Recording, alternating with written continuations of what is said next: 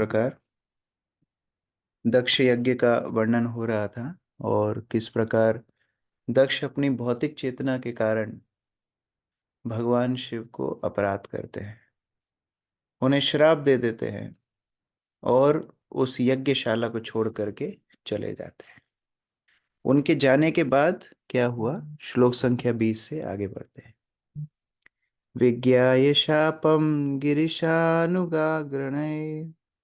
नंदीश्वरो रोषकषाय दूषितः दक्षाय शापं विससर्ज दारुणम् ये चान्वमोदंस्तदवाच्यतां द्विजा।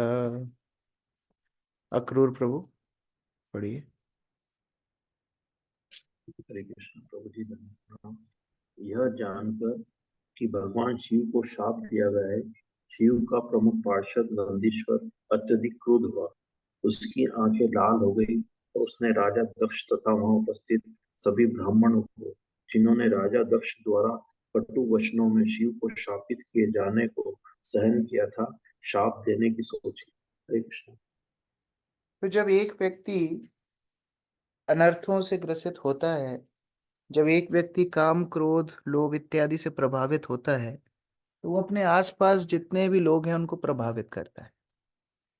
उस यज्ञ में सभी इतने अच्छे से बैठे हुए थे, सभी इतने अच्छे से यज्ञ की तैयारियां कर रहे थे।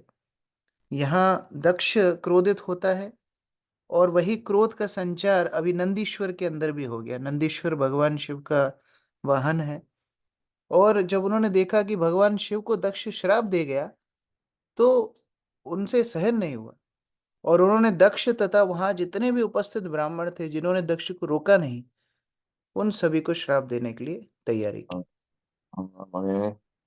तात्पर्य रंगनी प्रिय माता जी। हरे कृष्ण प्रभु जी कहते हैं, इस समय जिज्ञासु वैष्णवों तथा शैवों में दीर्घकालीन मतभेद चल रहा है।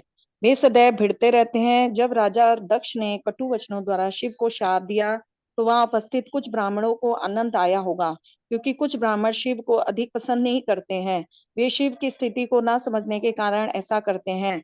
इस शाप से नंदीश्वर प्रभावित हुआ, किंतु उसने वहां पर उपस्थित शिव के उदाहरण का अनुकरण नहीं किया। यदि शिव चाहते तो वे भी राजा दक्ष को उसी प्रकार शाप दे सकते थे, किंतु वे शांत और सहिष्णु बने रहे। किंतु उनका अनुयायी नंदीश्वर इसे सहन नहीं कर सका। निसंदेह अनुयायी होने के कारण यह उचित ही था कि वह अपने स्वामी की निंदा सहन न करता, किंतु उसे वहां उपस्थित ब्राह्मणों को शाप नहीं देना चाहिए था। इससे सारा मामला ऐसा जटिल हो गया कि जो निर्बल थे वे अपने पदों को भूल गए और इस प्रकार सभा में शाप प्रति शाप चलता रहा। कहने का तात्पर्य यह है कि भौतिक जगत ऐसा अस्थिर है कि वहां उपस्थित नंदीश्वर, राजा दक्ष तथा अनेक ब्राह्मण रोष के वातावरण से प्रभावित हुए बिना नहीं रहे। हरे तो कृष्ण। स्वाभाविक है, स्वामी का अनादर होगा तो दास को तो गुस्सा आएगा ही, स्वाभाविक है। लेकिन भगवान शिव वहां उपस्थित थे। यदि भगवान शिव स्वयं बोलते कि नंदीश्वर मेरे अपमान का तुम्हें बदला लेना है, तो नंदीश्वर कुछ करता तो बात अलग है। जब भगवान शिव स्वयं शांत बैठे हुए हैं तो ये मर्यादा का लंघन भी था कि भगवान शिव के सामने नंदीश्वर स्वयं अपने आप से श्राप देने लगा। तो ये मर्यादा प्रतिक्रम भी था। और साथ ही साथ हम ये देख सकते हैं कैसे भौतिक जगत में परिवेश हमें प्रभावित करता है। किस परिवेश में हम हैं, अगर हम सतोगुणी संतों के परिवेश में रहते हैं तो उसी तरह विचार आते हैं। लेकिन हम ऐसे लोगों के परिवेश में रहते हैं जो निंदुक हो, जिनकी जिनके विचार अपराधपूर्ण हो, तो फिर हमारे अंदर भी उसी तरह के भाव आते हैं। यैतान् मर्तयान् उद्दिश्य भगवती अप्रतिद्रुहि द्रुयति यज्ञ पृथक दृष्टिस् तत्वतो विमुखो भवेत्। सुनीता माता जी। हरे कृष्ण प्रभु। जिस किसी ने राजा दक्ष को सर्वश्रेष्ठ पुरुष मानकर ईर्ष्यावश भगवान शिव का अनादर किया है, वह अल्प बुद्धि वाला है और अपने द्वैत भाव के कारण वह दिव्य ज्ञान से विहीन हो जाए। तो ये अभी श्राप दे रहा है, नंदी श्राप दे रहे हैं। जिस किसी ने दक्ष को भगवान शिव से भी बड़ा मान लिया और उसको निरादर स्वीकार किया, उनका तुरंत सारा दिव्य ज्ञान विहीन हो जाएगा। ये ब्राह्मण इत्यादि सबको श्राप दिया, और सबसे सबसे खतरनाक श्राप है कि अपनी आध्यात्मिक स्थिति, अपने दिव्य ज्ञान को वो भूल जाएंगे। तात्पर्य नीतू माता जी। हरे कृष्णा प्रभु जी, दंडवत प्रणाम। तात्पर्य, नंदीश्वर का प्रथम शाप था कि जो भी दक्ष का समर्थन कर रहा है, यह अज्ञानवश अपने शरीर को ही सब कुछ समझ रहा है, और चूंकि दक्ष को दिव्य ज्ञान नहीं था, अतः उसका समर्थन करने से वह भी दिव्य ज्ञान से विहीन हो जाएगा। नंदीश्वर ने कहा कि दक्ष अन्य भौतिकतावादी व्यक्तियों की तरह अपने शरीर को ही सब कुछ मान बैठा है और सभी शारीरिक सुख सुविधाएं प्राप्त करना चाह रहा है। उसे अपने शरीर, अपनी पत्नी, संतान, घर तथा अन्य ऐसी वस्तुओं में जो आत्मा से भिन्न है अत्यधिक आसक्ति है। अतः नंदीश्वर का शाप था कि जो भी दक्ष का समर्थक होगा वह दिव्य आत्मज्ञान से विहीन हो जाएगा, और इस तरह वह पूर्ण पुरुषोत्तम भगवान के ज्ञान से भी विमुख होगा। हरे कृष्णा प्रभु जी। तो शारीरिक चेतना के कारण ही अपराध होते हैं, और उसी की वजह से भगवान शिव का अनादर इन ब्राह्मणों ने दक्ष का समर्थन करते हुए किया। इसीलिए वैष्णव अपराध सुनना भी अपराध है। केवल वैष्णव अपराध करना अपराध नहीं है, कोई बोल रहा है हम सुन रहे हैं वो भी अपराध है, उस जगह पर रहना भी अपराध है। कोई वैष्णव अपराध कर रहा है, उसको रोकना, नहीं रोकना भी अपराध है। इस तरह से ब्राह्मणों को भी श्राप मिला। गृहेषु कूटधर्मेषु शक्तो ग्राम्या सुखेच्छया कर्मतंत्रम वितानुते वेदवाद विपन्नधि। अक्रूर प्रभु पढ़िए।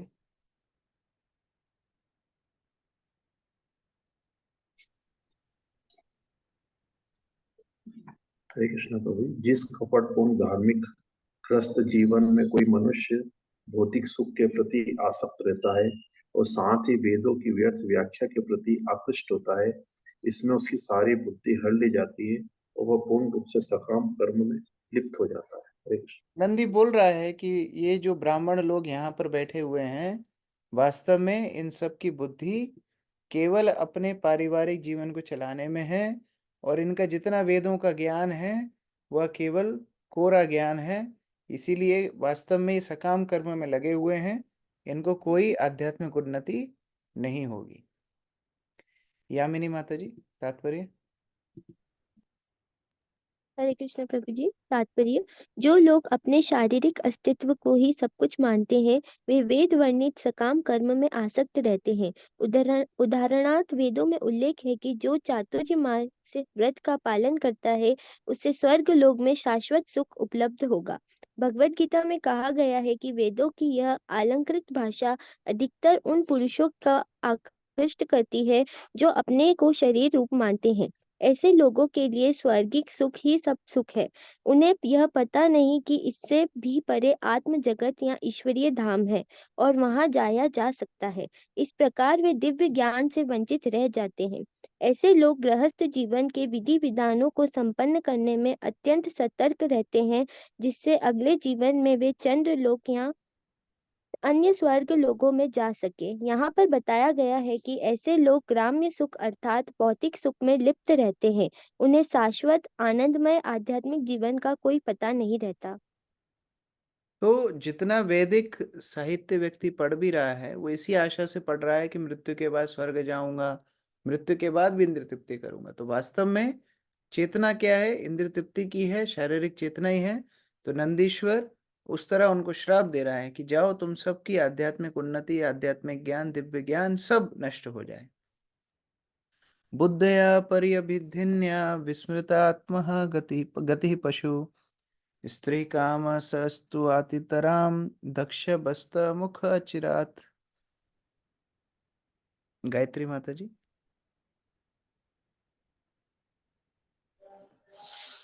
राजा दक्ष ने शरीर को ही सब कुछ समझ रखा है। इसने विष्णुपाद अथवा विष्णु गति को भुला दिया है और केवल श्री संग में ही लिप्त हो रहता है। अंततः इसे शीघ्र ही बकरे का मुख प्राप्त होगा। देखिए, कई बार हम सोचते हैं कि हमें तो कोई अपराध का फल मिल ही नहीं रहा है, हम लोग तो इतने अपराध कर रहे हैं। हाँ, पहले पहले इतने सारे दृष्टांत हैं, जैसे चैतन्य चरितामृत में हरिदास ठाकुर को एक ब्राह्मण ने अपराध किया था तो उसकी नाक गल के गिर गई और उसको कोढ़ हो गया था। इसी तरह चपल गोपाल ने श्रीवास ठाकुर को अपराध किया था, उसको कोढ़ हो गया था। तो पहले ऐसे भीषण अपराध के फल मिलते थे, अभी तो हम इतने वैष्णव अपराध करते हैं तो हमको फल क्यों नहीं मिल रहे हैं? शायद अभी जो वैष्णवन की डिग्री कम है, थोड़ी उनकी शक्ति कम है, इसलिए हमको अपराध भी कम लग रहा है। ऐसा है क्या? नहीं, ऐसा नहीं। वास्तव में वैष्णव अपराध का सबसे बड़ा फल है हमारी आध्यात्मिक चेतना विलुप्त हो जाएगी। यहाँ नंदीश्वर वही श्राप दे रहे हैं, आपका आध्यात्मिक ज्ञान ही नष्ट हो जाएगा, भक्ति करने की इच्छा, आध्यात्मिक मार्ग पे आगे बढ़ने की इच्छा ही खत्म हो जाएगी। ये सबसे बड़ा शराप है। इसलिए वैष्णव अपराध करने से वास्तव में हरिनाम के प्रति, भागवत के प्रति, वैष्णव सेवा के प्रति रुचि खत्म हो जाती और एक तरह से पशुवत जीवन व्यक्ति पुनः जीने लगता है। धर्मे न हीना पशु भी समान, जो धर्म विहीन हो जाएगा तो वैसे ही पशु हो जाएगा। तो नंदीश्वर ने उनको श्राप दिया दक्ष को, तुम देह को ही सब कुछ समझते हो, तो पशु का स्वभाव है, तो तुम्हारा सिर कटना चाहिए और तुम्हारे सर की जगह बकरे का सिर तुरंत तुमको प्राप्त होगा। इस तरह उनको श्राप दिया है। विद्या बुद्धि अविद्यायां कर्म मय्यामसौ जड़ः संसरन्तु इह ये च अमुम अनुम सर्व अवमानिनम। मनीषा माता जी पढ़िए। हरे कृष्ण प्रभु जी। जो लोग भौतिक विद्या तथा युक्ति के अनुशीलन से पदार्थ की भांति जड़ बन चुके हैं, वे अज्ञानवश सकाम कर्मों में लगे हुए हैं। ऐसे मनुष्यों ने जानबूझकर भगवान शिव का अनादर किया है। ऐसे लोग जन्म मरण के चक्र में पड़े रहे। तो जिनने इस भौतिक शारीरिक चेतना के चलते भौतिक जड़ पदार्थों को विशेष मानते हुए भगवान शिव जैसे महान महान भक्त को, महान वैष्णव को, भगवान के अवतार को अपराध किया है, ऐसे लोग जन्म मरण के चक्र में ही पड़े रहेंगे। उनकी आध्यात्मिक उन्नति विध्वंस हो जाएगी तुरंत। विवेकानंद प्रभु तात्पर्य। हरे कृष्ण प्रभु, दंडवत प्रणाम। यहाँ पर वर्णित तीनों साप किसी को भी पत्थर के समान जड़ बनाने, आत्मज्ञान से रहित करने तथा भौतिक विद्या में संलग्न रहने हेतु पर्याप्त है। इन सापों के देने के बाद नंदीश्वर ने ब्राह्मणों को शाप दिया कि वे जन्म मरण के चक्र में बने रहें, क्योंकि उन्होंने शिव का अनादर करने में राजा दक्ष का साथ दिया है। हरे कृष्ण प्रभु, दंडवत प्रणाम। तो वास्तव में ब्राह्मण का कर्तव्य, ब्राह्मण का लक्ष्य है मुक्त होना।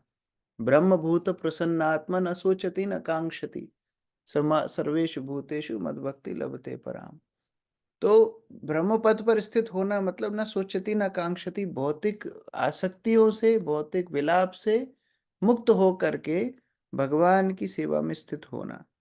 लेकिन यहाँ पर जो वैष्णव अपराध के चलते जो क्रिया हुई है, नंदीश्वर ने श्राप दिया है, ये ब्राह्मण सब रहेंगे भौतिक बंधन में ही।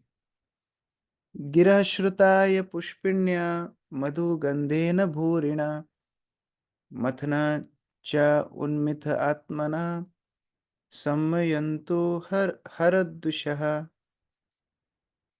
दीपिका माता जी।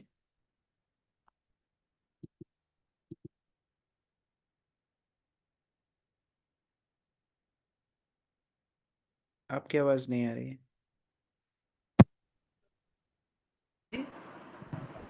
हरे कृष्णा बाबू जी।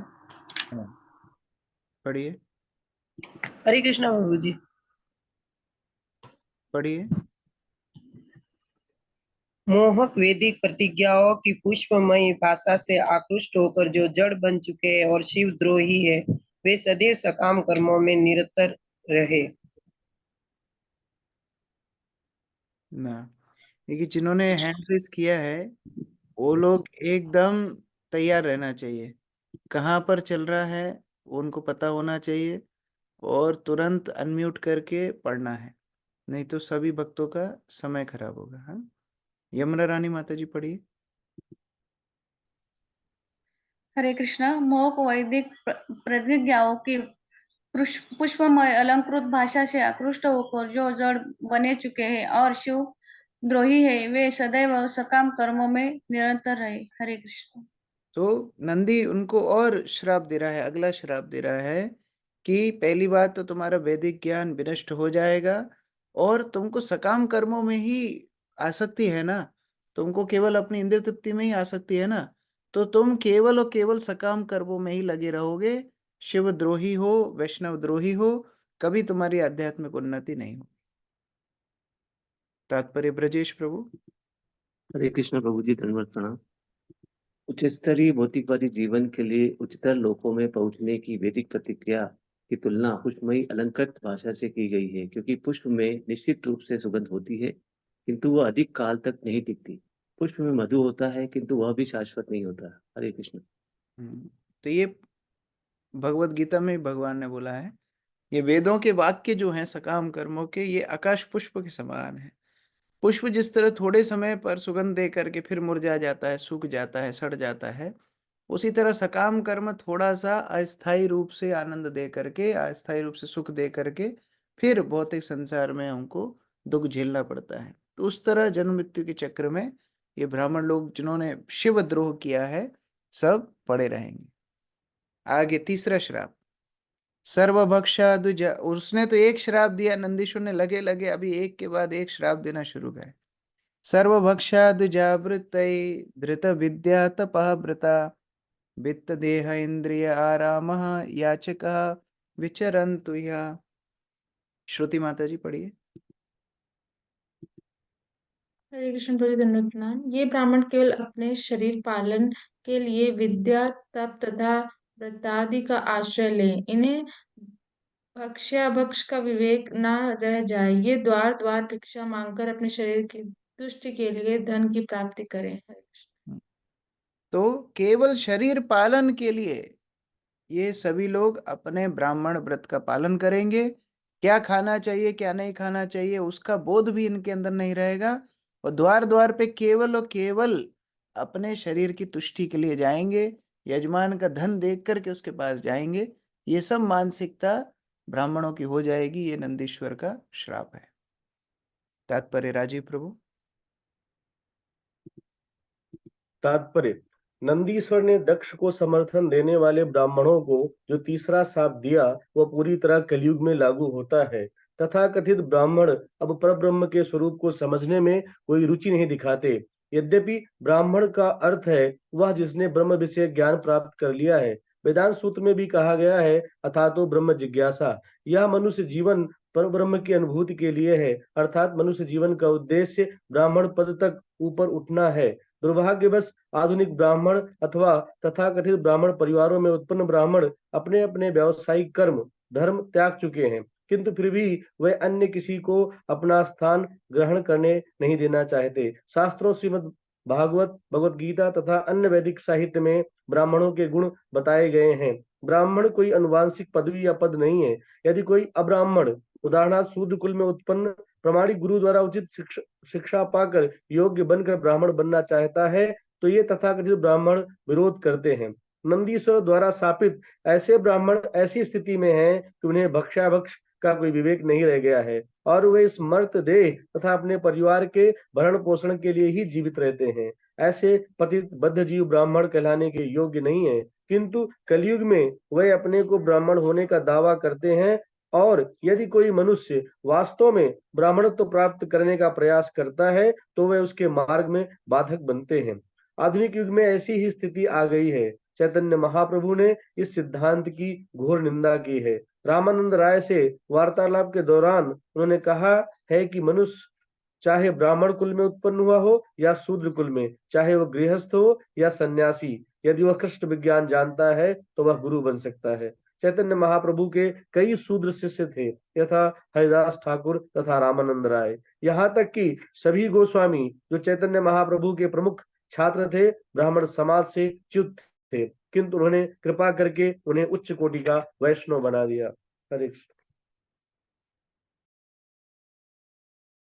इस प्रकार यहाँ पर बता रहे हैं कि बा विप्र के न्यासी शूद्र के नुनाए जय कृष्ण तत्ववेत्ता से ही गुरु होए। वास्तव में वैष्णव बनना ये ब्राह्मणत्व का परिकाष्ठा है, लेकिन जिन ब्राह्मण को ब्राह्मण भी रहना है उनके अंदर गुण होने चाहिए। भगवान भगवत गीता में ब्राह्मण के 9 गुण बताते हैं। अगर वो गुणों को प्राप्त करेगा तो ब्राह्मण बनेगा, और केवल गुण ही नहीं, गुण कर्म विभागश, फिर ब्राह्मण का काम भी करना चाहिए ना। ब्राह्मण के गुण तो सारे हैं लेकिन बैंक में नौकरी कर रहा है, तो बैंक में नौकरी कर तो शूद्र हुआ ना, ब्राह्मण कैसे हुआ? दोनों होना चाहिए, गुण कर्म विभागश, गुण भी होना चाहिए ब्राह्मण का कर्म भी होना चाहिए। लेकिन कलयुग में वो कर्म भी नहीं है, गुण भी नहीं है, इसीलिए ब्राह्मण अपने पद से च्युत है। ब्राह्मण ही नहीं, सारे वर्णाश्रम पद्धति अपने, वैश्य भी अपने गुणों में स्थित नहीं, क्षत्रिय भी नहीं, शूद्र को भी शूद्र का काम पता नहीं। वास्तव में वर्णाश्रम से ही समाजच्युत हो चुका है, और इस तरह से यहाँ पर नंदीश्वर का श्राप वास्तव में सटीक है। तस्यैव वदतः श्रापं श्रुत्वा द्विजकुलाय वै भृगु प्रस्यजत शापम ब्रह्मदंडम दुरत्ययम। अब ब्राह्मणों ने देखा नंदी श्राप दे रहा है, उन्होंने बोला हम थोड़ी कम है, हम भी श्राप देंगे, हमारे भी पास कमंडल है। ताई ब्राह्मण भी श्राप देना शुरू कर दिए।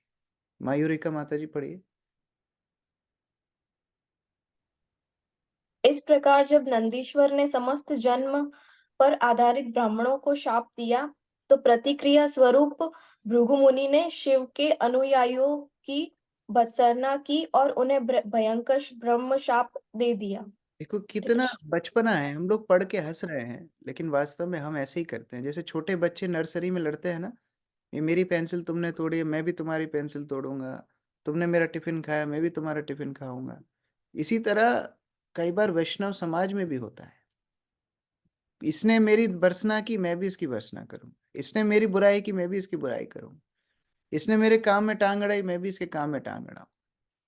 तो उसी तरह दक्ष ने एक गलती की श्राप देकर, नंदीश्वर और बड़ी गलती, 2 और श्राप दे दिए। फिर ब्राह्मणों ने कहा अब हम भी श्राप देंगे। अब वो भी श्राप देने के लिए तैयार हो, वो भी शिव के अनुयायियों को श्राप देने लगे। तात्पर्य सुजाता माता जी। हरे कृष्णा प्रभु जी, दंडवत प्रणाम। तात्पर्य, दुरत्य शब्द का व्यवहार ब्रह्मदंड अर्थात ब्राह्मण द्वारा दिए जाने वाले शाप के प्रसंग में हुआ है। ब्राह्मण द्वारा दिया गया शाप अत्यंत घोर प्रबल होता है, इसलिए उसे दुरत्य अर्थात दुष्कर कहा गया है। जैसा कि श्री भगवान ने श्रीमद् भगवत गीता में कहा है कि प्रकृति के कठोर नियम दुर्लंघ्य है, इसी प्रकार यदि कोई ब्राह्मण शाप देता है तो वह भी दुर्लंघ्य होता है। किंतु श्रीमद् भगवत गीता में यह भी कहा गया है कि भौतिक लोक के शाप या वरदान अंततः भौतिक सृष्टियां ही है।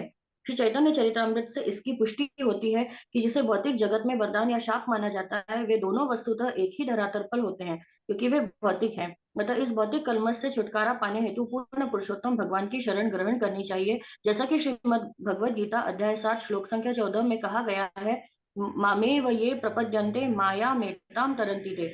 सर्वश्रेष्ठ मार्ग यही है कि शाप तथा वरदान से परे उठा जाए और भगवान श्री कृष्ण की शरण ग्रहण की जाए तथा दिव्य स्थिति में रहा जाए।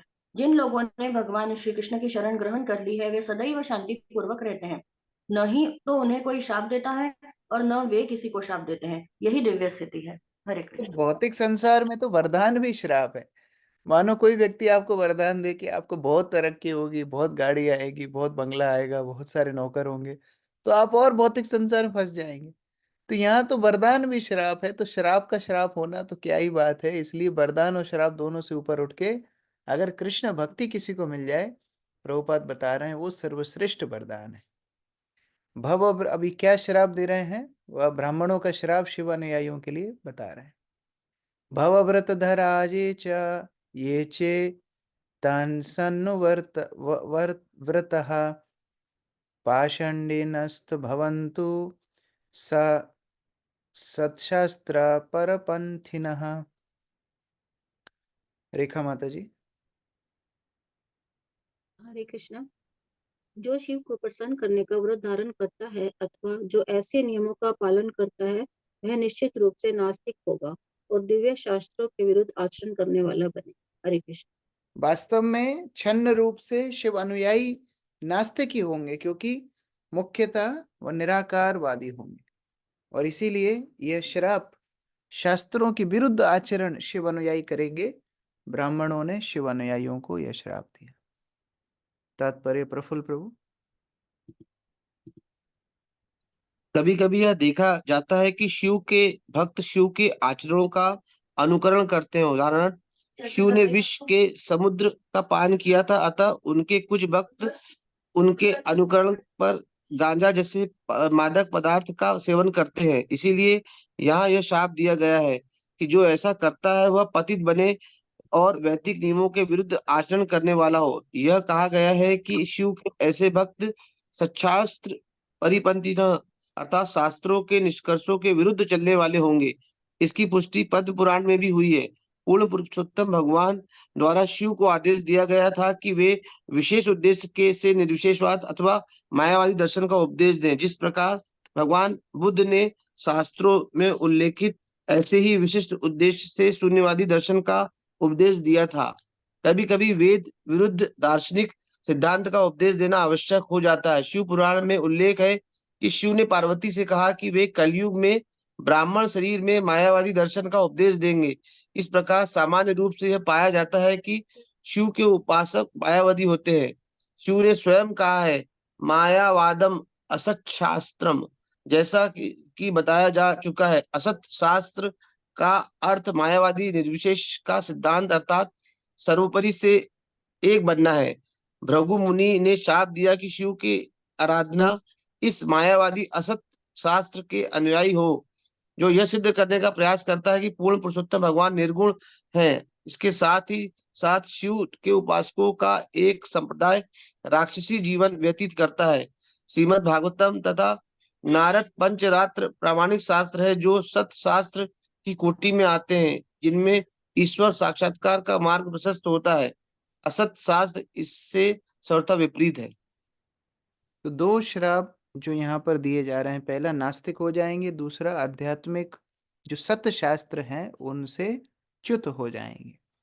तो नास्तिक हो जाएंगे मतलब मायावादी हो जाएंगे। तो श्री शंकराचार्य, आदि शंकराचार्य को भगवान शिव का ही रूप बताया जाता है और उनका मायावाद असत शास्त्रम, जो उन्होंने मायावाद दर्शन का प्रचार किया है, वो असत शास्त्र की श्रेणी में बताया गया है।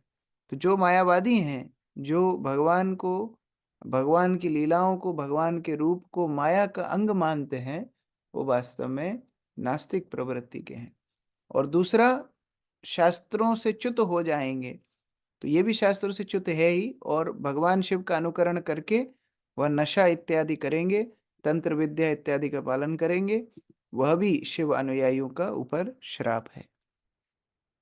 नष्ट शौच मूढ़ाधियो जटा भस्मास्ति धारिणा विशन्तु शिव दीक्षायाम जत्र देवम सुरासवम। और आगे एक और श्राप दे रहे हैं मंजू माता जी। जो शिव की पूजा का व्रत लेते हैं वे इतने मूर्ख होते हैं कि उनका अनुकरण करने अपने शरीर पर लंबी चट्टाएं धारण करते हैं और शिव की उपासना की दीक्षा लेने के बाद वे मदिरा, मांस तथा अन्य ऐसी वस्तुएं खाना पीना पसंद करते हैं। हरे कृष्णा। तो भगवान शिव का अनुकरण करते हैं उनके रूप में और उनके परंपरा में दीक्षा लेने के बाद, यानी शैव बनने के बाद मदिरा, मांस इत्यादि खाना पीना पसंद करते हैं। तात्पर्य नमिता माता जी।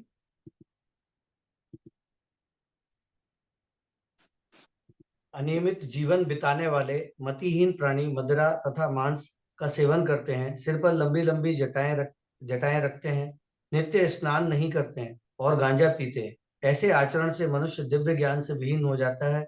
शिव मंत्र की दीक्षा ग्रहण करने में मुद्री काष्टक होता है। इसमें कभी कभी यह संस्तुति की जाती है कि मनुष्य स्त्री यौन पर अपना आसन लगाए तभी उसे निर्वाण अर्थात अस्तित्व का विलय प्राप्त हो सकता है। ऐसी उपासना में मदिरा अथवा ताड़ी की आवश्यकता पड़ती है। शिव आगम अर्थात शिव की आराधना विधि से संबंधित ग्रंथ के अनुसार इसकी भेंट भी चढ़ाई जाती है। हरे कृष्ण। ये तमोगुणी उपासना के अंतर्गत यह सब कार्य होते हैं। ये भृगु मुनि के श्राप शिव अनुयायियों को यहाँ पर दिए गए। ब्रह्मचा ब्रह्माणं च एव यत् यूयं परिनिन्दतः सेतुं विधारणं पुंसमतः शासनम् आश्रितः। आशा माता जी पढ़िए। भृगु मुनि ने आगे कहा, चूंकि तुम वैदिक नियमों के अनुयायी ब्राह्मणों तथा वेदों की निंदा करते हो, इससे ज्ञात होता है कि तुमने नास्तिकता की नीति अपना रखी है। तो अभी क्योंकि ये सब निंदा तुम कर रहे हो, तो निंदा करने वाला तो स्वयं ही अपराध का भागी बन जाता है।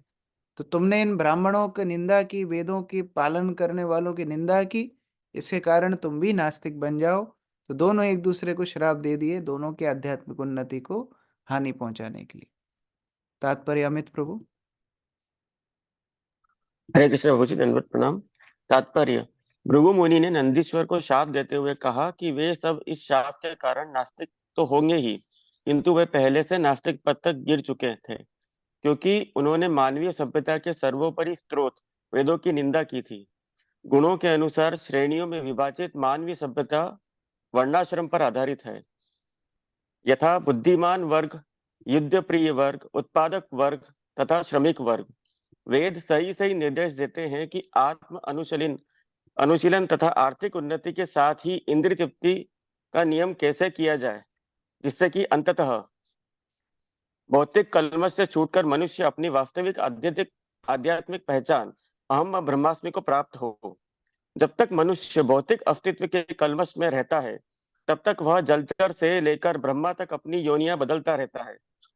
किंतु इस भौतिक जगत में तो मनुष्य जीवन सर्वोच्च पूर्णता का जीवन है। वेद वह मार्ग दिखाते हैं जिससे मनुष्य अगले जीवन में ऊपर उठ सके। ऐसी शिक्षा हेतु वेद मातृतुल्य हैं और वेदों के ज्ञाता ब्राह्मण पितृतुल्य हैं।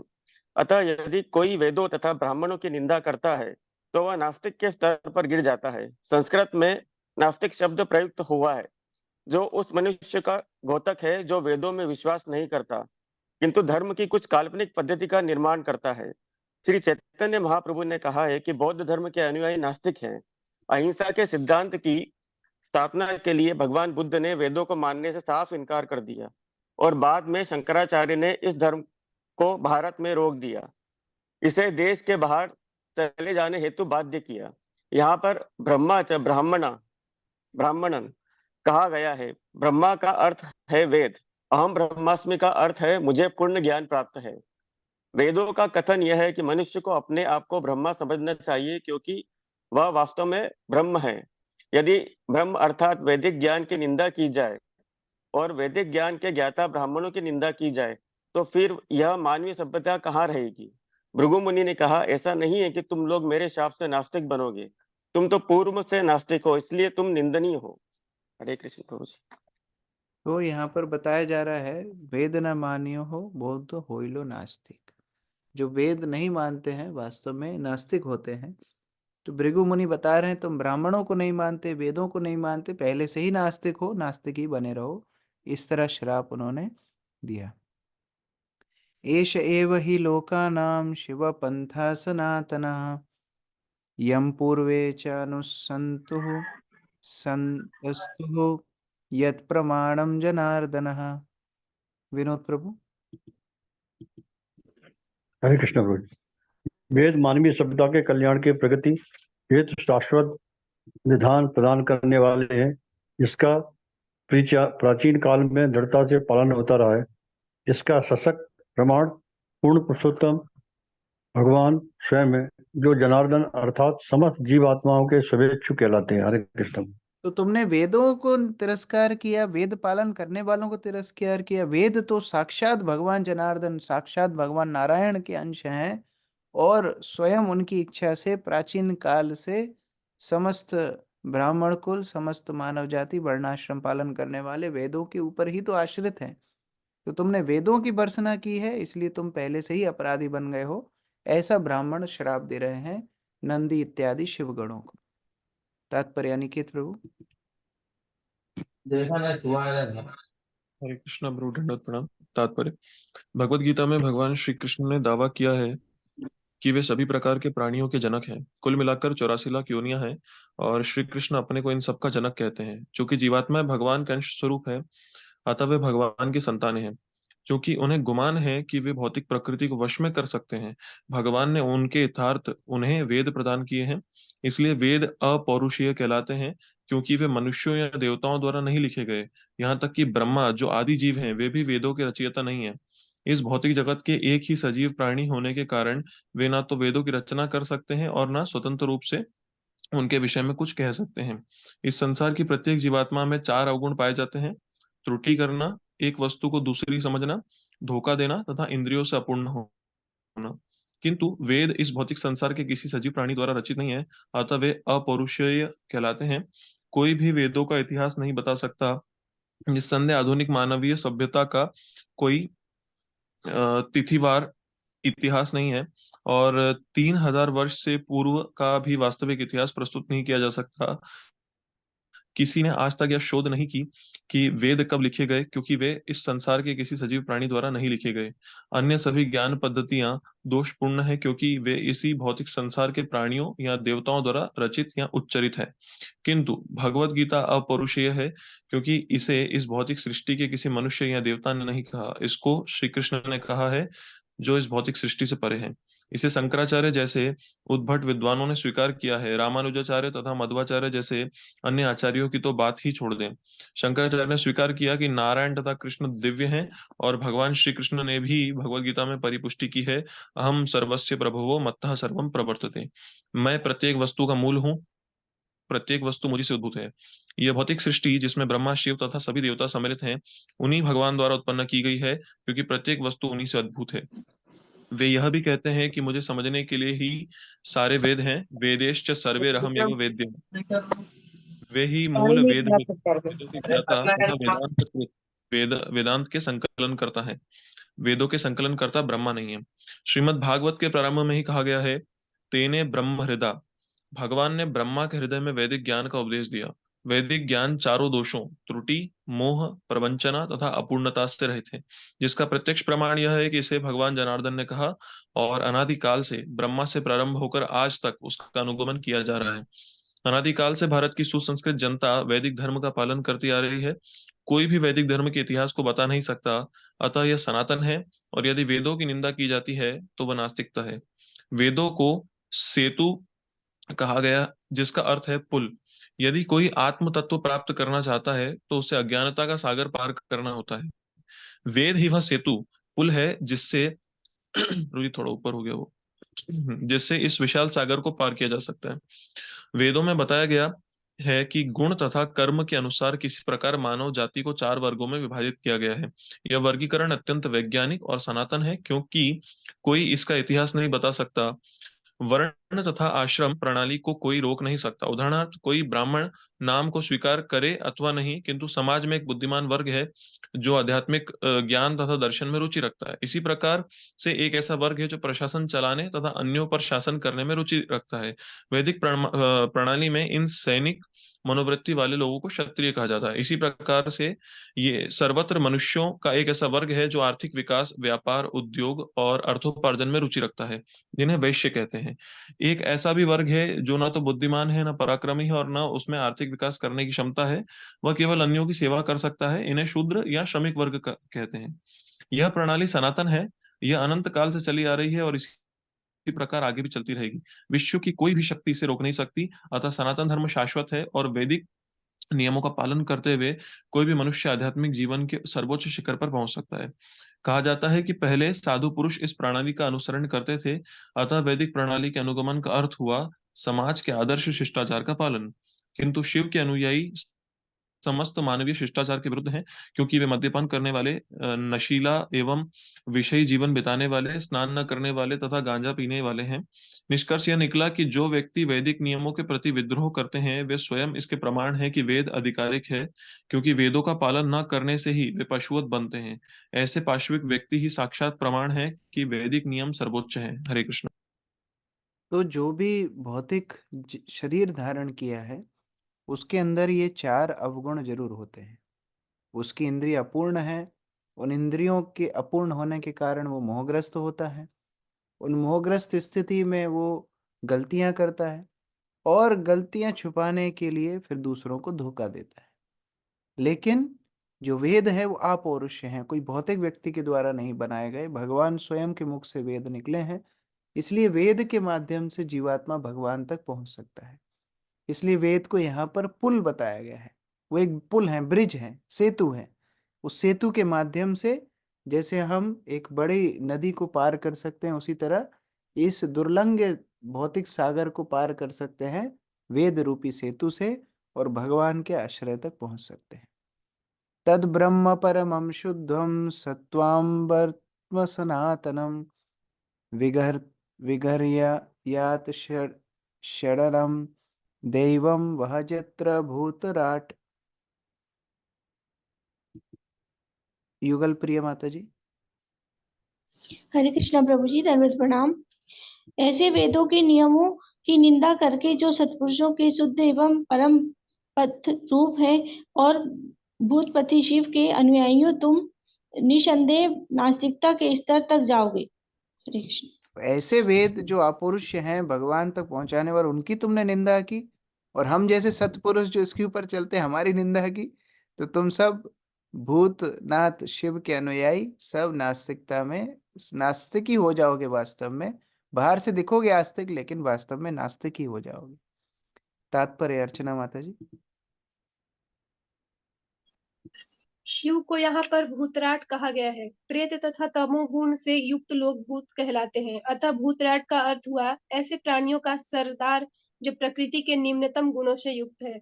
भूत का दूसरा अर्थ है कोई भी जन्मा या उत्पन्न किया गया जीव। अतः इस भाव में शिव को इस भौतिक जगत के पिता माने जा सकते हैं। किंतु यहाँ पर भृगुमुनि का अभिप्राय निकृष्ट प्राणियों के सरदार से है। निकृष्ट वर्ग के प्राणियों की विशेषताओं का उल्लेख पहले ही किया जा चुका है। वे नहाते नहीं, सिर पर बड़ी बड़ी जटाएं रखते हैं और मादक द्रव्यों का सेवन करते हैं। भूतराट के अनुयायियों द्वारा ग्रहण किए गए पथ की तुलना में वैदिक प्रणाली निश्चित रूप से सर्वश्रेष्ठ है, क्योंकि इससे लोगों को मानवीय सभ्यता के परम लक्ष्य आध्यात्मिक जीवन की प्राप्ति होती है। यदि कोई वैदिक नियमों को नकारता है या उसकी निंदा करता है तो वह नास्तिकता के निम्न स्तर तक गिर जाता है। अब आप कल्पना कीजिए, ऐसा पांडाल है जहां पर सब एक दूसरे को श्राप दे रहे हैं, सब एक दूसरे की निंदा कर रहे हैं, कैसा वातावरण होगा। तो ऐसे वातावरण में कोई भी भद्र पुरुष बैठना नहीं चाहेंगे, और भगवान शिव जो स्वयं मंगलमय भगवान है, ऐसे भगवान शिव तो बिल्कुल भी बैठना नहीं चाहेंगे। भगवान शिव वहां से चले जाते हैं। मैत्रेय उवाच तस्यैवं वदतः शापं भृगो स भगवान् भवः निश्चक्राम ततः किंचित विमाना इव सानुगः। अदिति चौधरी माता जी। श्री कृष्ण प्रभु जी। श्री मैत्रेय मुनि ने कहा, जब शिव के अनुयायियों तथा राजा दक्ष एवं भृगु मुनि के पक्षधरों के बीच शाप प्रतिशाप चल रहा था, तो शिव अत्यंत खिन्न हो उठे और बिना कुछ कहे अपने शिष्यों सहित यज्ञ स्थल छोड़कर चले गए। तो ये कि सभ्य पुरुष का लक्षण है, अगर उसको कोई निंदा करता है वो चुपचाप वहां से छोड़ के चला जाता है। ये सभ्य वैष्णव का लक्षण है। वो अपनी सफाई देना, लड़ाई करना, प्रतिद्वंद करना, ये सब नहीं पसंद करता। भगवान शिव वहां जब देखे इस तरह वातावरण शुरू हो गया है, भगवान शिव वहां से चले गए। तात्पर्य आयुष प्रभु पढ़िए। तात्पर्य यहाँ पर शिव के सर्वोत्कृष्ट चरित्र का वर्णन हुआ है। राजा दक्ष तथा शिव के पक्षधरों के मध्य शाप प्रतिशाप के बावजूद सर्वोच्च वैष्णव होने के कारण वे इतने गंभीर बने रहे कि वे एक शब्द भी नहीं बोले। वैष्णव सदा सहिष्णु होता है और शिव तो सर्वोच्च वैष्णव माने जाते हैं। अतः यहाँ पर जिस प्रकार शिव का चरित्र चित्रण किया गया है वह अत्युत्तम है। वे इसलिए खिन्न थे क्योंकि वे जानते थे कि उनके अनुयायी तथा राजा दक्ष के लोग आध्यात्मिक जीवन में रुचि के बिना वृथा ही एक दूसरे को शाप दे रहे हैं। उनकी दृष्टि में कोई ऊंचा या नीचा न था, क्योंकि वे वैष्णव थे। श्रीमद् भगवद गीता में कहा गया है, पंडितः समदर्शिनः, अर्थात जो पूर्ण रूपेण पंडित होता है वह सबको आध्यात्मिक स्तर से देखता है, उसे कोई छोटा या बड़ा नहीं दिखता। अतः शिव के पास एकमात्र विकल्प यही रह गया था कि अपने शिष्य नंदीश्वर तथा भृगु मुनि को परस्पर शाप देने से रोकने हेतु उस स्थान को ही छोड़कर चले जाए। तो भगवान शिव के लिए तो सारे जीव भूतनाथ हैं। भूत मतलब सारे जीवों के नाथ हैं, वैष्णव हैं, करुणावान हैं। उनके लिए, सभी के प्रति करुणा है। तो वो जब देख रहे हैं ये एक दूसरे से मेरी वजह से लड़ रहे हैं, मुझे उद्देश्य करके एक दूसरे को श्राप दे रहे हैं, भगवान शिव वहां से चले गए। तेपि विश्वसृजः सत्रम सहस्र परिवत्सरान् संविधाय महेश्वास जत्रिज्यर्षभो हरिः। भूमिका माता जी। हरे कृष्ण प्रभु जी, धन्यवाद प्रणाम। मैत्री मुनि ने आगे कहा है, विदुर, इस प्रकार विश्व के सभी जनकों प्रजापतियों ने 1000 वर्ष तक यज्ञ किया, क्योंकि भगवान हरि की पूजा की सर्वोत्तम विधि यज्ञ ही है। अभी यद्यपि भगवान शिव चले गए, दक्ष चला गया, फिर भी सारा सामान तो ला के रखा ही था, घी वगैरह सब, यज्ञ कुंड इत्यादि सब रखा था। तो ऋषि मुनि ने सोचा चलो यज्ञ ही कर लेते हैं। तो 1000 वर्ष तक यज्ञ किया भगवान को प्रसन्न करने के लिए। तात्पर्य राहुल प्रभु पढ़िए। हरे कृष्ण। तात्पर्य, यहाँ पर स्पष्ट कहा गया है कि विश्व के धुरंधर पुरुष अर्थात समस्त प्रजा के जनक प्रजापति यज्ञ द्वारा पूर्ण पुरुषोत्तम भगवान को प्रसन्न करने में रुचि रखते हैं। श्री भगवान श्री भगवद गीता अध्याय 5 श्लोक संख्या 29 में कहते हैं, भोक्ता राम यज्ञ तपसाम। मनुष्य सिद्धि के लिए यज्ञ तथा तप करने में लगा रह सकता है, किंतु इन सब का प्रयोजन परमेश्वर को प्रसन्न रखना है। यदि कोई इन्हें स्वयं की तुष्टि के लिए करता है तो वह पाषंड अर्थात पाखंड अथवा नास्तिकता से ग्रस्त है, किंतु यदि इन्हें परमेश्वर को प्रसन्न करने के लिए किया जाता है तो वैदिक नियमों का पालन होता है। यहाँ पर एकत्र सभी मुनियों ने 1000 वर्षों तक यज्ञ की। हरे कृष्ण। यज्ञ तो किया लेकिन भगवान प्रकट हुए नहीं। भगवान की प्रसन्नता के लिए यज्ञ कर रहे थे, भगवान आए नहीं। तो यज्ञ कर करा के सब अपने अपने घर को चले गए।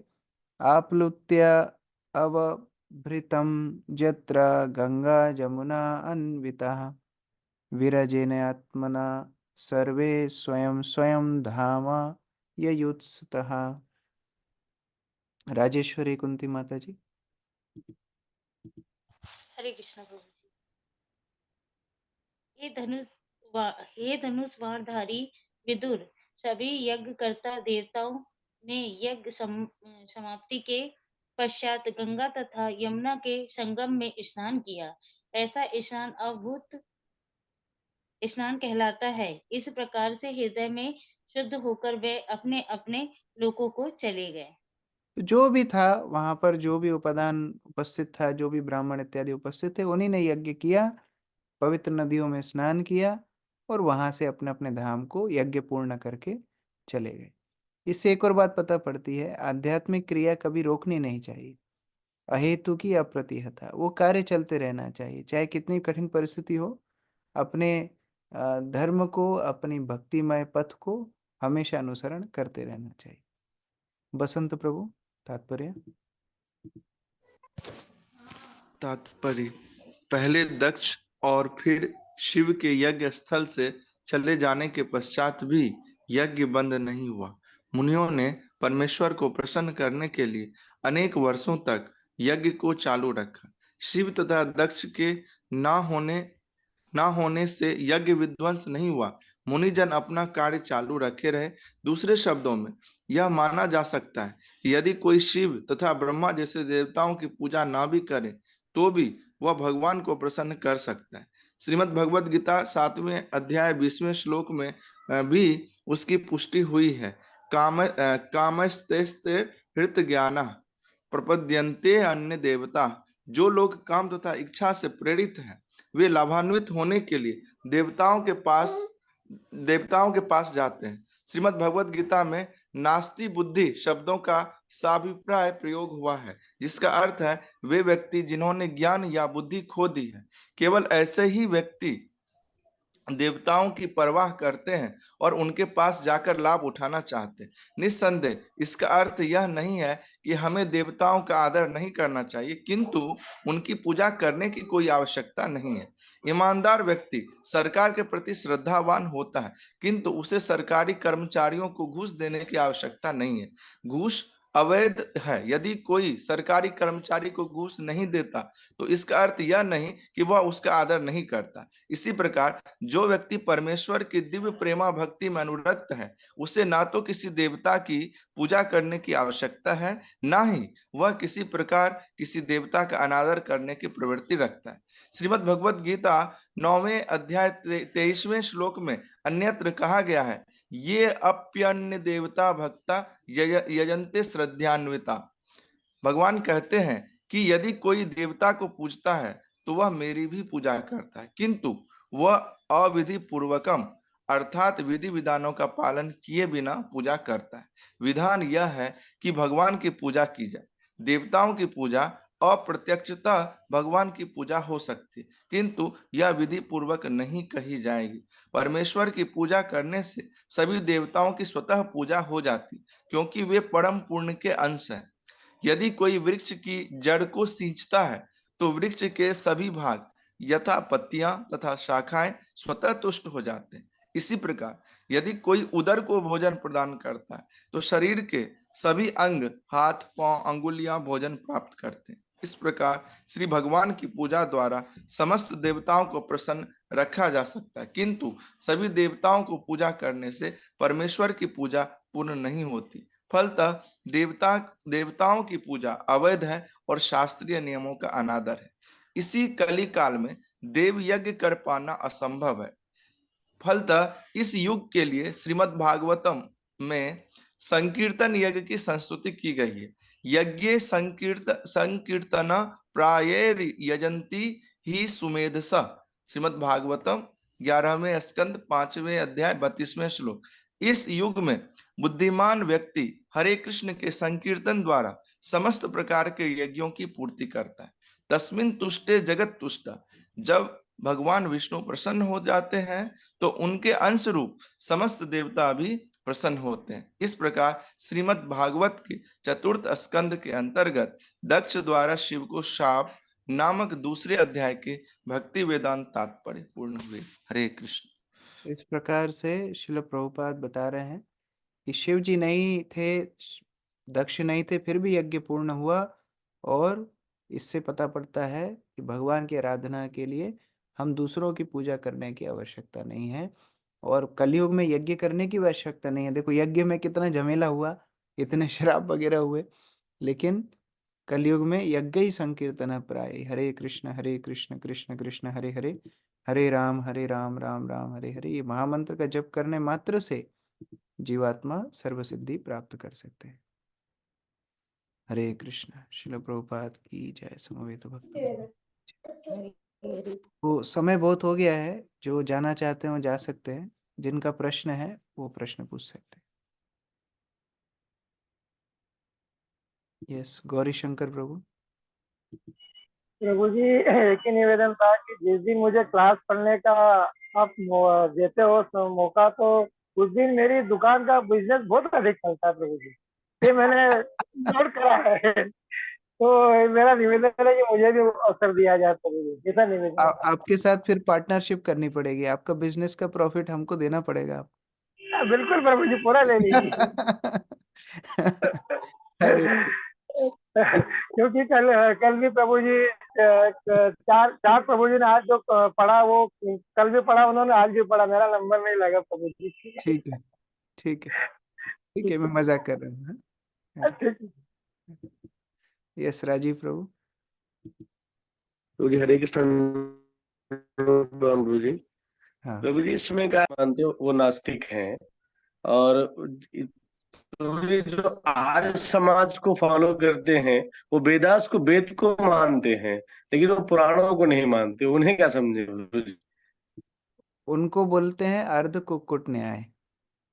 आधी मुर्गी काट दी, केवल आधा मुर्गी अच्छा लगता है, मतलब पूरा ही काट दिया वास्तव में।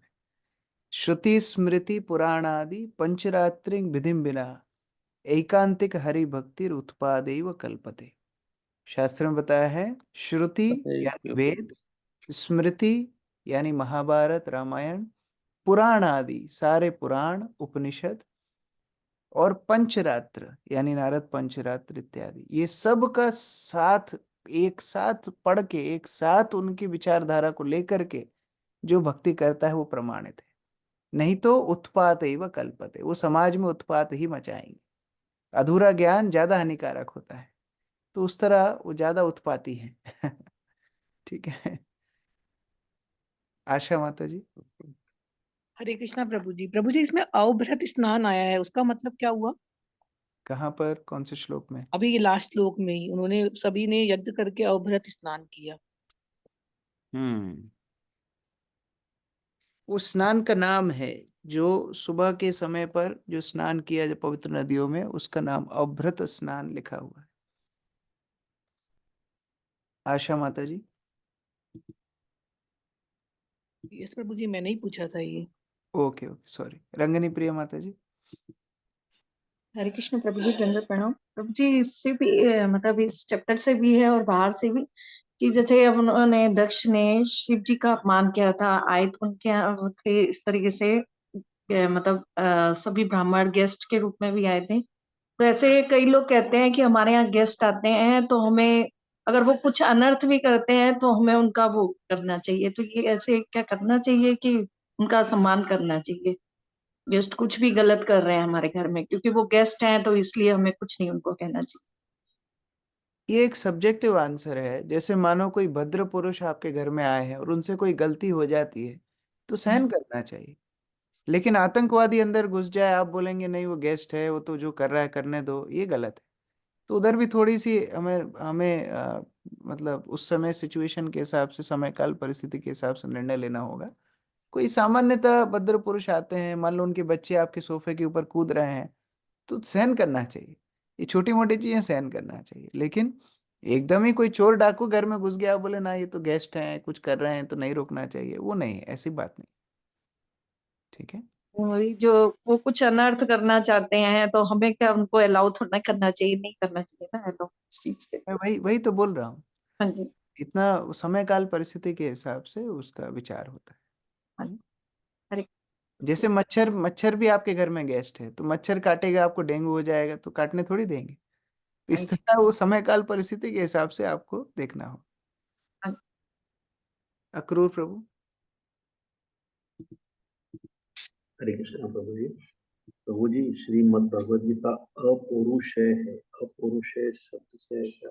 पुरुष मतलब भौतिक व्यक्ति। यहाँ पर पुरुष का मतलब है भौतिक व्यक्ति, जिसके अंदर 4 अवगुण होते हैं। उनकी इंद्रियां सीमित हैं, उन इंद्रियों से मोहग्रस्त होते हैं, मोहग्रस्त इंद्रियों से त्रुटि करते हैं और त्रुटि को छुपाने के लिए कपट करते हैं। तो ये 4 अवगुण हैं भौतिक व्यक्ति के अंदर। अपौरुष्य मतलब जो कोई भौतिक पुरुष के द्वारा नहीं करेगा। अपौरुष, अपौरुष्य। पौरुष्य मतलब पुरुष के द्वारा, अपौरुष्य मतलब कोई भौतिक पुरुष के द्वारा जिसका सृजन नहीं हुआ। वो भगवान स्वयं की वाणी है जो इन 4 त्रुटियों से मुक्त है। तो इसलिए उन वेदों को, शास्त्रों को, उपनिषदों को अपौरुष्य बताया गया है। तो प्रभु जी, ये जो 4 मतलब 4 दोष बताए गए हैं, त्रुटि, मोह, प्रवंचना तथा अपूर्ण, प्रवंचना तथा अपूर्ण, इस तरह से उल्लेख है। प्रपंचना, प्रपंच मतलब मोहग्रस्त होना, और अपूर्णता, अपूर्णता मतलब इंद्रियां अपूर्ण है। जैसे मान लीजिए उदाहरणार्थ, हमारी आंखों में अपूर्णता है। हम देखते हैं रेगिस्तान में हमको दूर से पानी दिखता है, ये अपूर्णता है। अपूर्णता के कारण मोहग्रस्त हो गए, हमको लग रहा है कि पानी, हम दौड़ना शुरू कर देते हैं। फिर जा करके पता पड़ता है अरे इतना दौड़ के आए, ये तो गलती हो गई हमसे। तीसरी गलती, गलती करना। अब दूसरों को क्या बोलेंगे, हम इतनी दूर से भाग के आए, लोग तो हमें मूर्ख बताएंगे, तो चलो झूठ बोल देते हैं, हाँ पानी था पानी था, झूठ बोल देते। तो ये हो गया त्रुटि, कपट।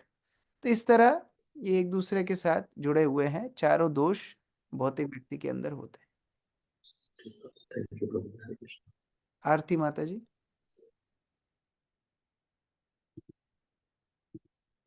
हरे कृष्ण प्रभु, धन्यवाद प्रणाम। प्रभु जी, ये भृगु मुनि का बता रहे हैं कि भृगु मुनि ने पलट के श्राप दिया। तो भृगु मुनि वही है ना जिन्होंने वो विष्णु जी के वक्षस्थल पे लात मार के टेस्ट किया था कौन सर्वोच्च है? हाँ वही है। तो प्रभु जी, ये लोग तो कितने हाई लेवल के होते थे, और फिर ये ऐसी बचकानी हरकतें, या फिर इन्होंने सही किया कि भाई दक्ष ने गलती किया ना, तो उन्होंने तो नहीं किया गलती, तो वो सबको श्राप दे रहे हैं। तो और जैसे ये बोला कि वो वेद तो भगवान के रूप ये होते हमें हैं। हमें सिखाने के लिए है। जैसे जब घर में कोई नई बहू आती है तो उसको डायरेक्ट तो कुछ नहीं बोल सकते हैं, तो माँ बेटी को बताती है कि बेटी तुमको पता है ना ये सामान यहाँ नहीं यहाँ रखते हैं। वो बोल रही है बहू को, लेकिन बेटी को इंगित करती है। इसी तरह शास्त्र इन सब महान लोगों के उदाहरण से हमको सिखा रहे हैं, यदि ये लोग इस तरह कर सकते हैं तो हमारी क्या गति है। तो हमको और ज्यादा सतर्क रहना चाहिए। ये हमारे शिक्षक अपने माध्यम से हमको शिक्षा दे रहे हैं कि ऐसी परिस्थिति हमारे जीवन में आती है और किस तरह वैष्णव पद्धति के अनुसार, वैष्णव धर्म, वैष्णव आचरण के अनुसार, सदाचार के अनुसार हमको इन परिस्थितियों को सहन करना चाहिए। जी प्रभु जी। एक जी और प्रश्न है प्रभु जी, हाँ पूछे? हाँ प्रभु जी, जैसे थोड़ा स्टूपिड सा है। आई मीन ये हमको भौतिक आशाएं होती है ना, तो हम भगवान से रिक्वेस्ट करते हैं प्लीज ये ऐसा हो जाए। बट हम इतना शुद्ध तो मतलब कुछ भी नहीं है, हम तो आसक्ति से करते हैं। बट कभी नहीं होता, मैं ऐसा सोचता हूँ ये भगवान को किस चीज के लिए परेशान कर रहे हैं। हम तो मतलब भगवान को नहीं करना चाहिए परेशान, हमें सेल्फ अटेम्प्ट करना चाहिए। पर समटाइम्स हो भी जाता है, तो ऐसा लगता है कि जो थैंक यू बोले तो किसको बोले थैंक यू? अपने अंदर बैठे परमात्मा को बोले, या अपने घर के ऑल्टर में, या जिस टेम्पल से कनेक्टेड है वहां जाके ग्रेटिट्यूड व्यक्त करें। फिर वहां पे जाकर भी कैसे व्यक्त करें, मतलब छवि देख के, विग्रह देख के, क्या कुछ समझ में नहीं आता कैसे बोले क्या बोले। ओनली थैंक यू बोला ही ना फिर वास्तव में जीव के प्रयास के बाद भी जीव स्वतंत्र रूप से कुछ हासिल नहीं कर सकता है। वास्तव में भगवान हर वस्तु के नियंता है। तुम्ही सर्वेश्वरेश्वर ब्रजेंद्र कुमार, तुम्हार इच्छाए विश्वे सृजन संगार। हे ब्रजेंद्र कुमार, आप सर्वेश्वर हैं और आपकी इच्छा से सृजन संगार होता है। तब इच्छा मत ब्रह्म करे न सृजन, तब इच्छा मत विष्णु करे न पालन। ब्रह्मा आपकी इच्छा से सृजन करते हैं, विष्णु आपकी इच्छा से पालन करते हैं, आपकी इच्छा से शिव संहार करते हैं, आपकी इच्छा से माया ये भौतिक संसार के कारागार के सृजन करती है। तब इच्छा मत जीवेर जीवन मरण, जीव का जीवन मरण सब कुछ आपकी इच्छा से चलता है। समृद्धि निपटे दुख सुख संघटन, आपकी इच्छा से उसके जीवन में समृद्धि दुख सुख सब आते हैं। और इसीलिए मिछे मायाबद्ध जीव आशा पाशे फिरे, तब इच्छा बिना किछु करिते न पारे। यद्यपि जीव मायाबद्ध जीव कितनी आशा कर ले, कितने प्रयास कर ले, लेकिन आपकी इच्छा के बिना कुछ भी नहीं कर पाएगा। इसीलिए वास्तव में कर्ता भगवान स्वयं है। तो हम खुद के प्रयास कर रहे हैं, लेकिन भगवान जब तक उसको सैंक्शन नहीं देंगे वो कार्य होगा नहीं। तो क्रेडिट किसका है? वास्तव में भगवान का ही क्रेडिट है। इसलिए भक्ति विनोद ठाकुर बोल रहे हैं, तुम ही तो रक्षक और पालक अमार, तुम्हारे चरण बिना आशा नहीं है। हे भगवान, इसलिए आप ही मेरे रक्षक हैं, आप ही मेरे पालक हैं, आपके चरण के बिना मेरी और कोई आशा नहीं। ये भक्त का भाव होता है। तो हम भगवान को डिस्टर्ब नहीं करके जीवन कैसे, हम सांस कैसे ले रहे हैं? भगवान की इच्छा से। हमारे प्राण कैसे है? भगवान की इच्छा से। तो इसीलिए भगवान से स्वतंत्र जीव का अस्तित्व हो ही नहीं सकता। इसलिए कम से कम हम भक्ति मार्ग में आए हैं, ये हमें सिद्धांत पता होना चाहिए। तो जब भी भगवान के सामने जाए उनको यही बोलना है, आपकी इच्छा से सब कुछ हो रहा है, मैं जो प्रयास कर रहा हूं आपकी इच्छा से फलित हो रहा है। ठीक है जी प्रभु जी। जगदीश प्रभु जी आनंद? हाँ बताइए। प्रभु जी, जैसे हम कुछ अटेम्प्ट करते हैं ना, बहुत ही काम होता है तो हमको बहुत ज्यादा मतलब डिप्रेशन में आ जाते हैं कि नहीं होता है। पर जब आध्यात्मिक काम होता है, सपोज अगर बुक डिस्ट्रीब्यूशन या अनदर कोई सोसाइटी प्रोग्राम है, या सपोज ये फंड कलेक्शन है, और हमने 2-3 बार ट्राई किया और नहीं सक्सेसफुल हुए, तो उसको हम जैसे हमने कई वैष्णव से पूछा तो आपने अटेम्प्ट तो किया ना, भगवान सब जानते हैं। बट मतलब फिर उसको दोबारा कैसे वसूली, मतलब होना तो चाहिए ना। अभी फंड नहीं आएगा तो हमारे तो स्पिरिचुअल एक्टिविटी रुक जाएगी।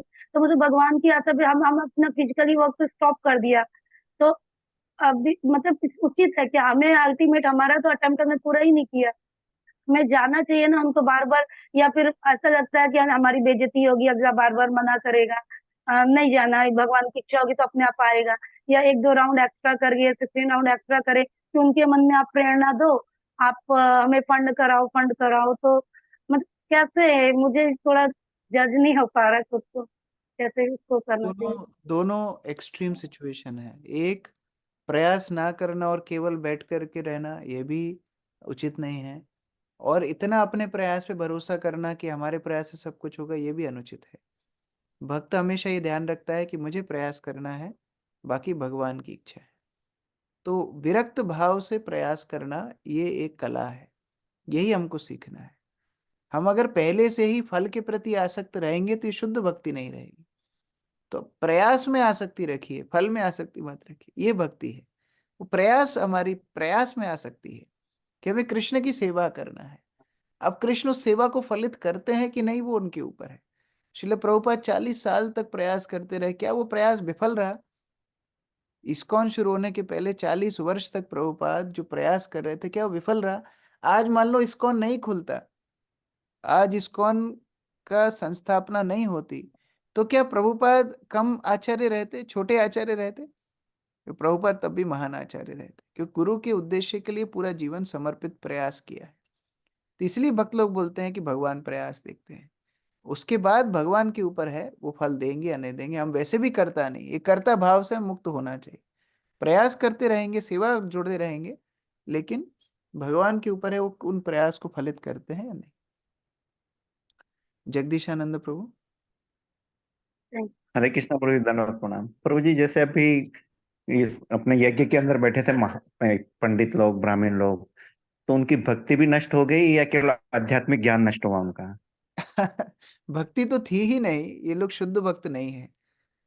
भृगु इत्यादि अच्छा। ब्राह्मण जो हैं वो शुद्ध भक्त नहीं है, शुद्ध भक्त कैटेगरी में नहीं आते, ये सब मिश्रित भक्त हैं। तो उनकी आध्यात्मिक ज्ञान नष्ट होने का मतलब ही है उनकी जितनी बची कुची भक्ति की संभावना थी वो भी विनष्ट हो गई। ये वैष्णव अपराध का फल है कि भक्ति आगे शुरू हो सकती थी लेकिन वह भी विनष्ट हो गई।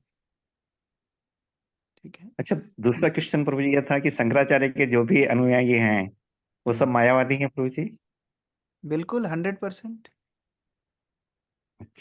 मायावाद असत शास्त्र, वो जितना लोग, ये आप उनसे कथा सुनेंगे, बहुत अच्छी कथा बोलेंगे, वो पूरा आपको एकदम भावुक कर देंगे, लास्ट में एक लाइन बोल देंगे, हम भी भगवान, आप भी भगवान, सब भगवान, बस वो खीर में हमने रेत डाल दी, वो सब खराब कर देंगे। तो सब, वो भी भागवत बोलते हैं, वो भी रामायण बोलते हैं, वो भी महा, सब बोलेंगे, लेकिन बाद में एक सिद्धांत मायावाद का ऐसा छोड़ देंगे जैसे मानो एक 10 लीटर के दूध के पात्र में एक बूंद शराब कोई डाल दे तो पूरा विनष्ट हो जाए। उस तरह उनका मायावाद दर्शन से सारा उनका ज्ञान, सारा उनकी शिक्षा सब नास्तिक हो जाती। ठीक है। ठीक है प्रभु, थैंक यू। मंजू माता जी। हरे कृष्णा प्रभु जी, दंडवत प्रणाम। प्रभु जी, थर्ड कैंटो से प्रभु जी, जब ब्रह्मा जी तपस्या करते हैं कि मेरा जन्म कहाँ से हुआ है, उसके बाद प्रभु जी वो ब्रह्म संहिता की रचयिता करते हैं। तो प्रभु जी उसमें लिखा है कि उसके बाद फिर चैतन्य प्रभु जी ने उसको मान्यता दी। तो प्रभु जी वो थोड़ा समझना था।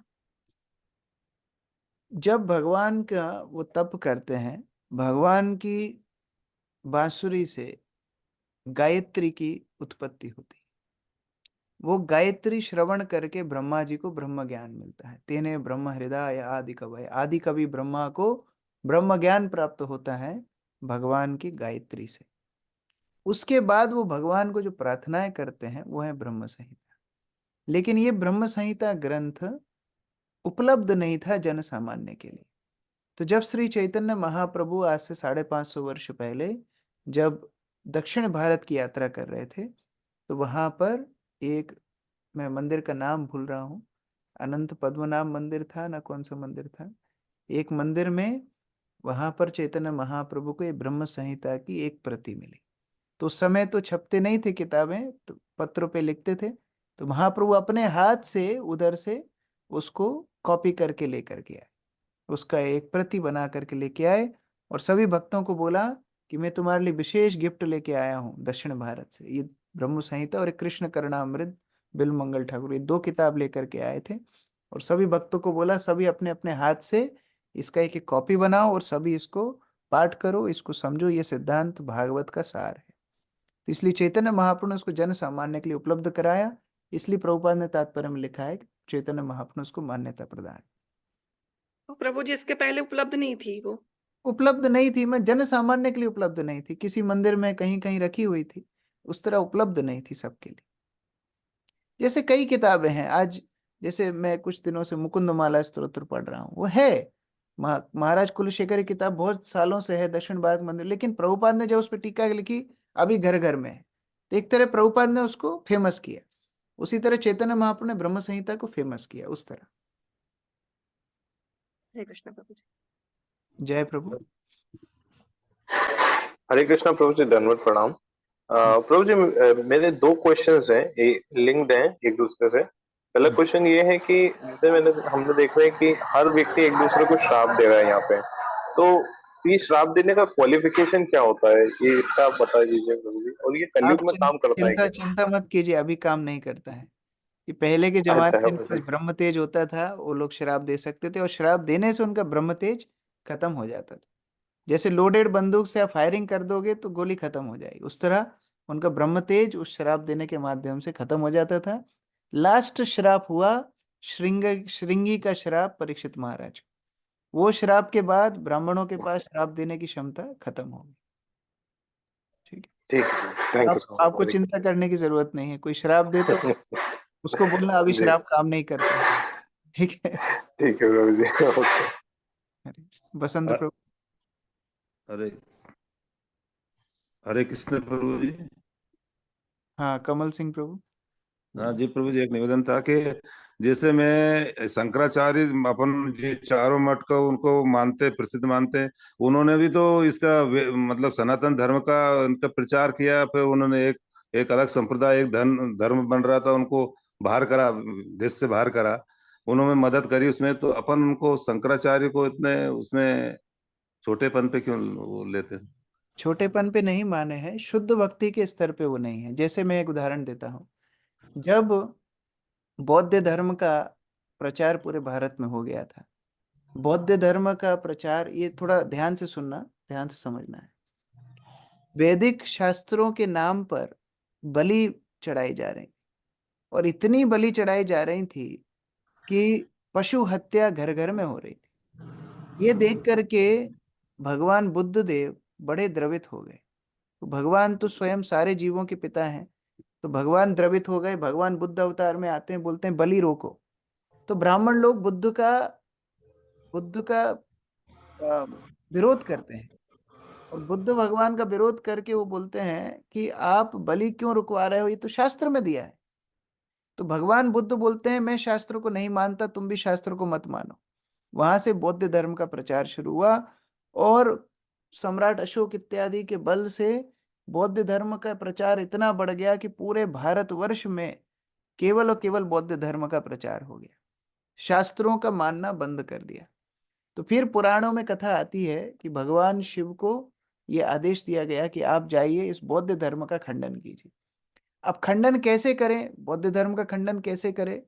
कि आप वेदों में विश्वास जगाइए, जीवात्मा जितने भी हैं उनके अंदर, वेदों के अंदर विश्वास जगाइए। तो वो आदि शंकराचार्य के रूप में यहाँ पर रूप लेते हैं, अवतार लेते हैं भगवान शिव स्वयं। और वो लोगों को बोलते हैं वेदों को मानो। बोलते हैं हम वेदों को क्यों माने? तो जब आदि शंकराचार्य ने उनको बोला कि ना, वेदों को मानने से तुम ईश्वर बन जाओगे, तो ये प्रपोजल उनको बहुत अच्छा लगा कि हाँ ये अच्छी बात है, हम अगर वेद मानेंगे तो हम ब्रह्मास्मि, हम भी ब्रह्म समान बन जाएंगे। तो उन्होंने प्रयास किया बौद्ध धर्म को बाहर निकालने का, और 4 मठों की संस्थापना करने से बौद्ध धर्म को उखाड़ करके भारतवर्ष के बाहर फेंक दिया। अब क्योंकि मायावाद दर्शन के माध्यम से बौद्ध धर्म को निकाला, जैसे एक कांटे से दूसरे कांटे को निकाला जाता है, लेकिन वह डायरेक्ट शुद्ध भक्ति नहीं है। अभी वो घाव बना हुआ है, अब उस घाव को भी भरना है। मान लो आप मकान बना रहे हो, तो नींव खोदते हैं हम, तो नींव जब खुदती है तो नीचे की तरफ खुदती है। कोई बोलेगा बिल्डिंग तो ऊपर बननी है, फिर नींव नीचे क्यों खुद रही है, ना उधर फाउंडेशन डालना है। तो उनके बाद फिर आए रामानुजाचार्य। रामानुजाचार्य ने आकर के ये सिद्धांत स्थापित किया, नहीं, हम और भगवान एक तो हैं, लेकिन गुणों में एक हैं, गुणों में एक हैं। हम भगवान नहीं बन सकते, भगवान विभु हैं, हम अणु हैं। तो भगवान और हम एक हैं, लेकिन गुणों में वो भी सच्चिदानंदमय है, हम भी सच्चिदानंदमय है। लेकिन ये मानना कि हम और आप भगवान हैं, ये गलत सिद्धांत है, रामानुजाचार्य ने स्थापित किया। उसके बाद माधवाचार्य आए, उन्होंने द्वैतवाद स्थापित किया, विशिष्ट द्वैतवाद, जिसमें उन्होंने बताया कि हम और भगवान पृथक हैं मात्रा में, वो हमारे स्तोत्र हैं, हम उनके अंश स्वरूप, उनके दास हैं, ये माधवाचार्य ने बताया। आगे आके निम्बार्क स्वामी, विष्णु स्वामी, इन सब ने इन सिद्धांतों को स्थापित किया, और बाद में चैतन्य महाप्रभु ने आकर के इन सभी सिद्धांतों का सार बताया, कृष्ण भक्ति, कि हम जीव हैं, कृष्ण के दास हैं, हमारा काम है उनकी सेवा करना। तो अब ये बोलना कि जिसने नींव खोदी थी, क्या उसका योगदान नहीं है? बिल्कुल योगदान है, लेकिन नींव खोद करके नींव में बैठे रहना, ये बुद्धिमानी का लक्षण नहीं। तो आदि शंकराचार्य ने जो कार्य किए वो हमारे सनातन धर्म के लिए बहुत जरूरी थे, लेकिन उनका सिद्धांत अभी तक पकड़ के रखना और शास्त्र की पूर्ण बात ना मानना, पुराणों को ना मानना, भगवान के स्वरूप को सच्चिदानंदमय ना मानना, स्वयं को भगवान मानना, दंडधारी सन्यासियों को नारायण मानना, ये सब गलत है। तो ये सिद्धांत को ठीक से समझने की जरूरत है। अगर हम इसको ठीक तरह से समझेंगे तो शंकराचार्य भी हमारे आचार्य हैं, लेकिन उनका योगदान उतना ही था। जैसे क्या भगवान बुद्ध हमारे भगवान नहीं है? भगवान बुद्ध क्या भगवान विष्णु के अवतार नहीं है? लेकिन आप बुद्ध की पूजा नहीं करते हैं, क्यों? क्योंकि उनका सिद्धांत एक काल के लिए, एक परिस्थिति के लिए था, जिसका उद्देश्य पूर्ण हो चुका है। तो उसी तरह जिस तरह हम बुद्ध को भगवान मानते हैं लेकिन उनका पालन नहीं करते, उसी तरह शंकराचार्य हमारे आचार्य हैं, लेकिन उनका मायावाद दर्शन का उपयोग उस काल परिस्थिति के लिए था जो पूर्ण हो चुकी है। अब उसकी जरूरत नहीं है, क्योंकि अब सनातन धर्म उस विपदा से बाहर निकल चुका है। तो ऐसे तो प्रभु जी हर 250 से 500 साल में एक अलग अलग मतलब हर विचार, मतलब आदि काल से लेके आज तक एक विचार, मतलब 200 साल के बाद में 250 साल के बाद में एक विचारधारा पनपती है। नहीं, और ऐसा नहीं है, आप गलत समझ रहे हैं। जब जब धर्म का हानि होगा तब तब धर्म स्थापना करने के लिए एक ना एक उपयोग होगा। जैसे महाभारत का युद्ध हुआ, तो आप क्या चाहते हैं? हर 250 साल में महाभारत का युद्ध हो ना? उस समय क्षत्रिय धर्म के स्थान पर क्षत्रिय धर्म की मदद लेते हुए धर्म की स्थापना की गई, उसमें कई लोगों का वध किया गया। इसका मतलब ये नहीं है कि हर 250 साल में वध करके आपको धर्म की स्थापना करनी पड़ेगी, नहीं। धर्म एक ही है, प्राचीन काल सनातन धर्म है, भगवान की भक्ति करना। जो गीता में भगवान बोल रहे हैं, मैंने विवस्वान को ज्ञान दिया, अभी मैं तुमको ज्ञान दे रहा हूं, धर्म एक ही है। वही भगवत गीता का पालन हम आज भी कर रहे हैं। लेकिन क्योंकि उस समय परिस्थिति ऐसी हुई थी, आज से 2000 साल पहले परिस्थिति ऐसी हुई थी कि उस समय पर वेदों के नाम पर पशु हत्या, बलि, आज भी आप नेपाल में जाएंगे, हजारों लाखों गायों की, भैंसों की हत्या की जाती है धर्म के नाम पर, हिंदू धर्म के नाम पर, क्योंकि वहां पर शंकराचार्य की स्थापना ना हो पाई। उसके बाद वहां पर माधवाचार्य, रामानुजाचार्य इत्यादि की स्थापना नहीं हो पाई, चैतन्य महाप्रभु का प्रचार वहां तक नहीं पहुंच पाया, इसलिए वहां भी अभी भी वही चल रहा है। तो धर्म चेंज नहीं हुआ है। जैसे हम बीमारी के लिए डॉक्टर के पास जाते हैं, डॉक्टर हमारा उपचार करता है, उसी तरह से ये उपचार था, जो उपचार हो करके पुनः जो सनातन धर्म के सिद्धांत है उनको स्थापित किया गया। हरे कृष्ण। ठीक है, हरे कृष्ण प्रभु, हरे कृष्ण। बसंत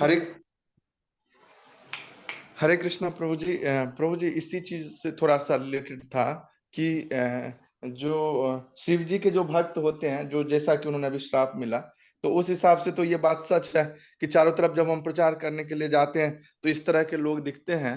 तो प्रभु जी मेरा प्रश्न ये था कि चैतन्य महाप्रभु बोले हैं जारे देखो तारे कहो कृष्ण उपदेश, और इसी से लिंक्ड दो क्वेश्चन हमारे।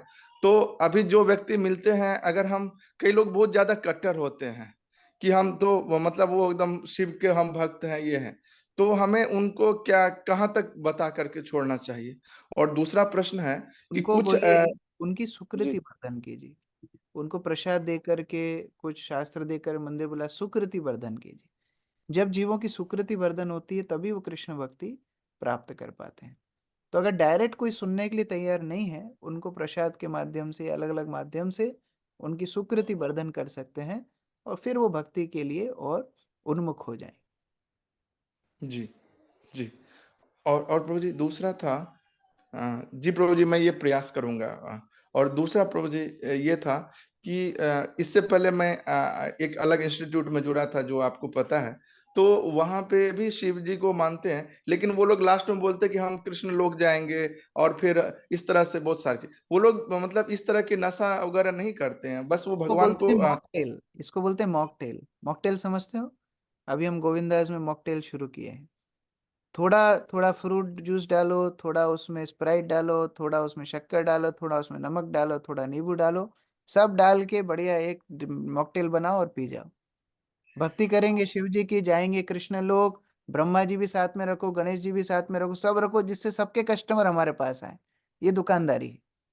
शास्त्र अच्छा क्या बोल रहे हैं ये देखना है। शास्त्र बोल रहे हैं, जानती देवव्रता देवान, पितृ जानती पितृव्रता, भूतानि यान्ति भूतेज्य, जानती मद यजनोपि माम। जो जिसकी आराधना करेगा वो उसके लोक में जाएगा। जो देवता आराधना करेगा देवलोक को जाएगा, भूत पिशाच की आराधना करेगा भूत लोक जाएगा, पितृ उपासना करेगा पितृलोक जाएगा, यान्ति मद यजनोपि माम, भगवान की उपासना करेगा भगवत धाम जाएगा। तो वो बात मानना चाहिए कि ये मॉकटेल पीना चाहिए, क्या करना चाहिए? ये शास्त्रों की बात माननी चाहिए प्रभु जी। पर हाँ प्रभु जी थोड़ा सा मुझे और इसमें पूछना था, पूछ सकते हैं हाँ एक दो लाइन? प्रभु जी इसमें ये था कि जो जैसे कि हम हमको भी किसी भी भक्त का कृपा मिला, हम भी प्रयास कर रहे हैं अभी, लेकिन थोड़ा मतलब पहले से अभी इस तरफ थोड़ा झुकाव बढ़ गया, तो वो लोगों का क्या होगा? उन लोगों को कैसे हेल्प कर सकते हैं? निर्विशेष हरे शून्यवादी पाश्चात्य देश तारिणी। प्रभुपाद का काम ही है निर्विशेष शून्यवादी सबका उद्धार करना।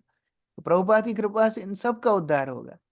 लेकिन हमें अपना सामर्थ्य समझना चाहिए, हम कितना सामर्थ्य हैं। जैसे कबड्डी कबड्डी का गेम खेला है ना, वो जी कबड्डी कबड्डी के गेम में या तो आप आउट करके आइए, या आप कमजोर हैं तो आपको पकड़ के वो लोग वहीं पर रख लेंगे।